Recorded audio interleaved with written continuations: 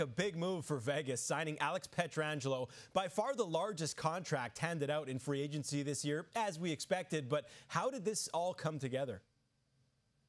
Glenn, Alex Pietrangelo was not just the #1 player on our TSN Top 100. He had been the #1 player circled on the Vegas Golden Knights' big board for their offseason acquisition list for quite some time. And now they've reeled in the big fish with a 7-year, $61.6 million deal that will actually pay him more over 7 years in his pocket net taxes than an 8-year, $64 million offer that he had on the table with the St. Louis Blues. And certainly a big change of scenery, leaving the team that he was with for the past 12 seasons, captaining the Blues to that Stanley Cup in 2019. But for the Golden Knights, they believe he's the player that's going to help put that team over the top after being so close in their first 3 years as an expansion franchise.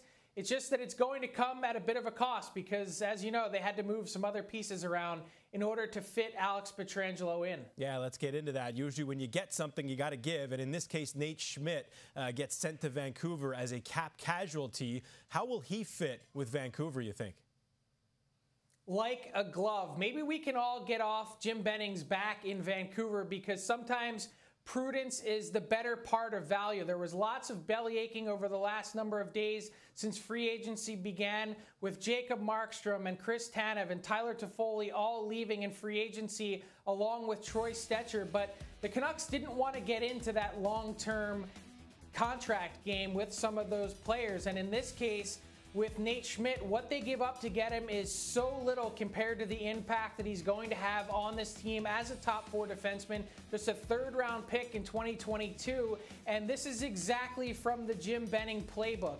He has shown before with JT Miller that he wants to go out and get pieces from cap distressed teams, and that's another thing that he did here in his division, by the way. The Golden Knights trading Nate Schmidt for pennies on the dollar, and so he has familiarity with Braden Holtby, who you've brought in, and also, most importantly, the Canucks still have room to grow and get creative. They've got prospects on the way, including Brogan Rafferty, Toni Uutinen, Olli Juolevi, all these guys that can step into their lineup. And now Jim Benning has the flexibility moving forward cap-wise to get a little bit creative up front and see if he can add a winger with some of the value buys that we've seen on the market. Bravo, Jim Benning, for the patience to pull this off. Yeah, it's only been a few days, but quite the roller coaster in Vancouver. I think they'll be happy with Nate Schmidt, though. Thanks for this, our senior hockey reporter, Frank Seravalli.